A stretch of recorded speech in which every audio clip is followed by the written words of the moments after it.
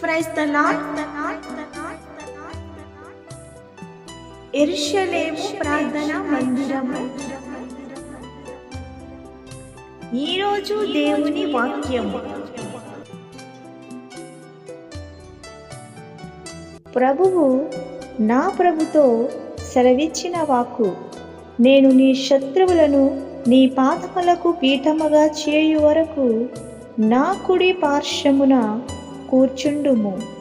యెహోవా నీ పరిపాలన దండమును సియోనులో నుండి సాగజేయుచున్నాడు.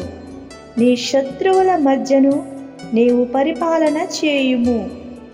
110వ కీర్తన 1 నుండి 2వ వచనం.